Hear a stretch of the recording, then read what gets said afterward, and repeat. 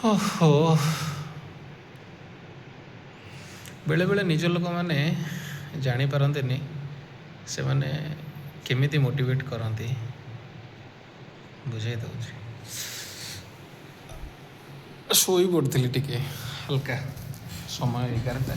କାଲି ବିଶ୍ୱକର୍ମା ପୂଜା, ଆଜିର ଡେଟ୍ ମିଳିଯିବ କାହିଁକିନା ମୁଁ ବହୁତ ସମୟରେ ଭିଡ଼ିଓ ଅପଲୋଡ଼ କରୁନି, କାଲି ଗୋଟେ ରଖିଦେଉଛି ସେମିତି।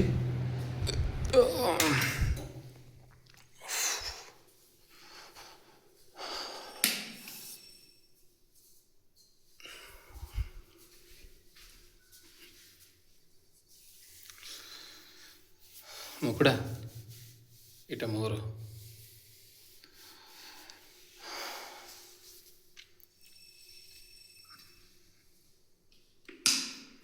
ମୁଁ ଟିକେ ଭାଷା ପ୍ରୟୋଗ କରିବି।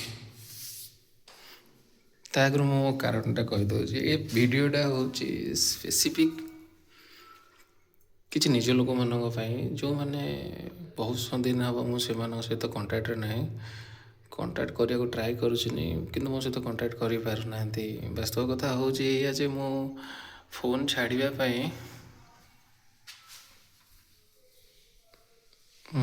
ଗୋଟେ ମନ୍ଥରେ ପ୍ରାୟ ମୁଁ ଏ ଫୋନ୍ଟା ମୁଁ ଆଣିଲି ମାସକ ଭିତରେ ମୁଁ 2-3 ଥର ପଡ଼ିକି ଏ ଫୋନ୍ଟା ଭାଙ୍ଗିଦେଲି। ତାପରେ ଡିସପ୍ଲେ ଆସିନି। କେହି ଡାଉଟ୍ ନ କରନ୍ତୁ, ବିଶେଷ କରି ମୋ ବୋଉ ନ ଜାଣିପାରୁ, ସେ ହୁଏତ ଜାଣିନଥିଲା, ଏଇ ଭିଡ଼ିଓ ପରେ ଜାଣିପାରିବ।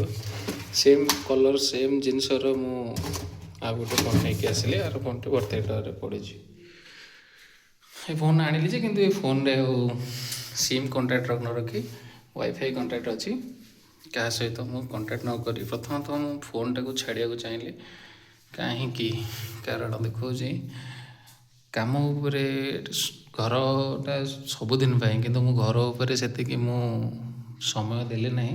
ଖାଲି ଆସିଲି, କଟକ ଗଲି, ନିଜ କାମ କଲି, ଏଠି ଦେଖେଇଲି, ଯାହା ଫଳରେ ଘରେ ଫ୍ରାକ୍ଚର୍ ହେଇଛି। ତ ମୁଁ ଯଦି ପ୍ରକୃତରେ କାମ କରିଥାନ୍ତି ଠିକ୍ ଠାକ୍ ସମୟ ଦେଇ, ଏ ଜିନିଷ ହେଇନଥାନ୍ତା। ତାପରେ ବି ଆହୁରି କିଛି କାମ ବାକି ରହିଯାଇଛି। ଆଉ ମୁଁ ଚାହୁଁନି ଏ କାମଟାକୁ ସେମିତି କରିବା ପାଇଁ।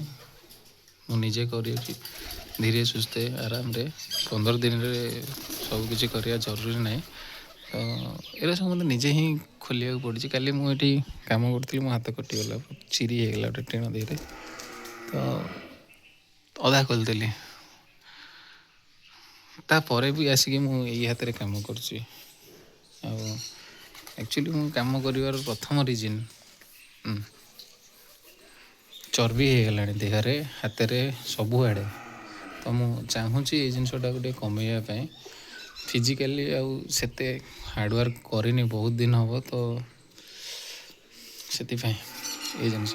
ତ ଏଇଟାକୁ କମେଇବାକୁ ହେଲେ ମୋତେ ନିଜେ ଖଟିବାକୁ ପଡ଼ିବ। ମୁଁ ଘଣ୍ଟାଏ କାମ କଲେ 2 ଘଣ୍ଟା ଧକଉଛି ବସିକି। ତ ତାରି ଭିତରେ ପେସେନ୍ସ ବଢ଼ାଇବା ପାଇଁ ମୋତେ କରିବାକୁ ପଡ଼ିବ।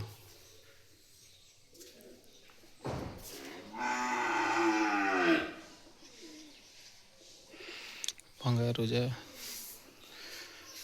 କଳାତଡ଼ା ମୁଁ କରୁଛି। ତ ବୁଝିପାରୁଥିବ, ସତ କହୁଛି, ସେମିତି କିଛି ଇଏ ନାହିଁ। କିଛି ଦିନ ମତଲବ ଭାବି ଭାବିକା କାମ ସରୁନି। ଆଉ କିଛି ଦିନ ଭିତରେ କାମ ସରିଯିବ। ଅଫିସ୍ ଗଲେ ପ୍ରଥମେ ତୁମକୁ ଦେଖା କରିବି।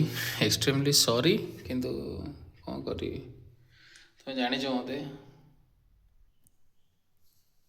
କାମ ସାରିଲା ପରେ ଦେଖାହେବ ସମସ୍ତଙ୍କ ସହିତ ନିଶ୍ଚୟ। ବର୍ତ୍ତମାନ କାମ ନ ସରିବା ଯାଏ ମୁଁ କିଛି କରିବିନି ନା କୁଆଡ଼େ ଯିବିନି। ଏତିକି କାମ, ବିଶେଷ କାମ ନୁହେଁ। ସେ ଟିଣଟା ଖୋଲା ହେବ, ସେଠି ପଡ଼ିବ, ଆଉ ଏଇଟା ଛାତ ପଡ଼ିବ, କଲର୍ ହେବ, ବାସ୍ ଶୋଇଲା।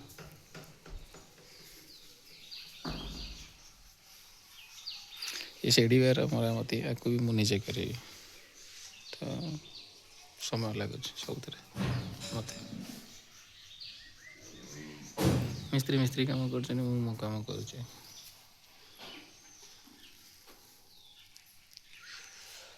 କ'ଣ କରିବା, କେହି ନାହାନ୍ତି।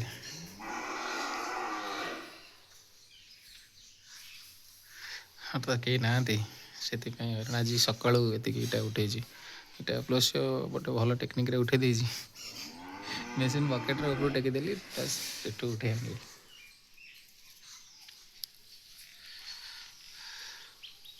ଦିନେ ଆଇଲେ 2 ଦିନ ମିସ୍ତ୍ରୀ ଆସୁନାହାନ୍ତି, ଛାଡ଼ିକି କେମିତି ଦିନେ କଟାଉଛି, 2 ଦିନ ପରେ ପୁଣି ଫେରି ଆସିକି ସମ୍ଭବ ହେଉନି। ଅଫିସରେ ଏମିତିରେ ମୋର ବହୁତ କାମ ପଡ଼ିଛି, ଆହୁରି ବି ପଇସା ପଡ଼ି ରହିଛି, ମୁଁ ଯାଉନି, ସେଇଟା ଭଲସେ ଜାଣିଛ, କିନ୍ତୁ କ'ଣ କରିପାରିବି।